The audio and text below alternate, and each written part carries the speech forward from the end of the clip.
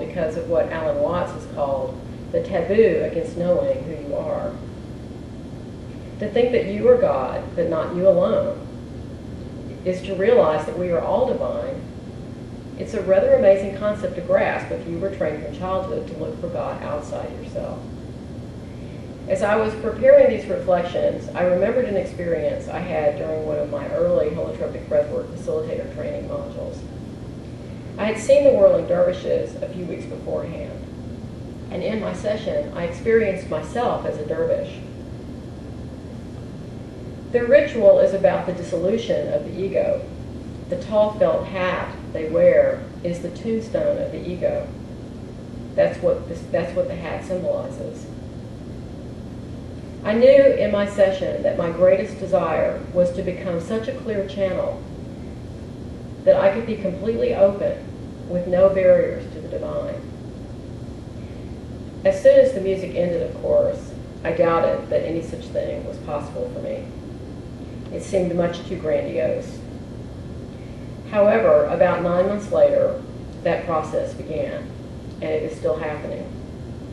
Now that it is happening, I see that there is nothing grandiose about it. The process has not been easy.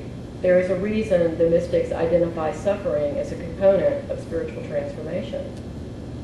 As a sermon I heard last week affirmed, one must be cracked open for the light to get in. Nevertheless, I have faith that the direction of my journey is transformation. It is a journey into love.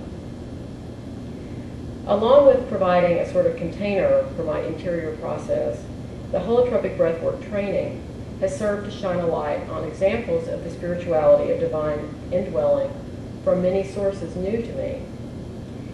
These are a few examples given by Stanislav Grof, who developed the method of holotropic breathwork along with his wife Christina at a recent workshop I attended. Stan gave these examples in his lecture on the cosmic game. From Siddha Yoga, God dwells within you as you. From Buddha's text, look within, you are the Buddha. From the Confucian tradition, heaven, earth, and human are one body.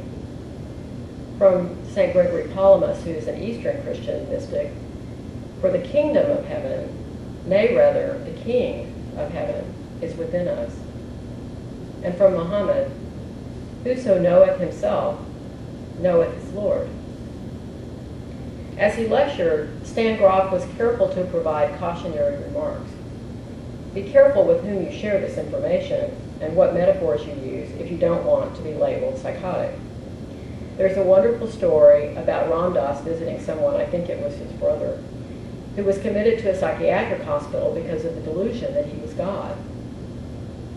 Ram Dass told him that he was God too. The reason he wasn't in the hospital, though, is that he realized the same applied to everyone else. In late October, Diane Howe will return to Houston for another holotropic breathwork experience sponsored by Bridges Place, and we're very grateful to Carmel Temple for hosting us in this beautiful and welcoming space. It will provide an opportunity to look within yourself into the depths where you participate in the divine reality.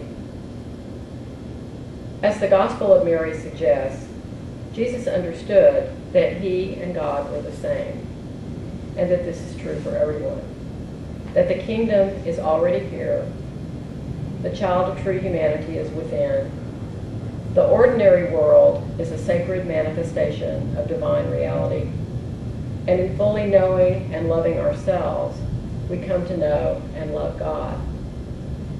So love God with God's own love, so as to become God with God. In this, we are one. This is the journey we share, even when the path is dark and we think we are alone. We are participating in God's own life at every moment. As amazing as it seems, as difficult as it is to integrate into our everyday reality, it's really true. Thank you.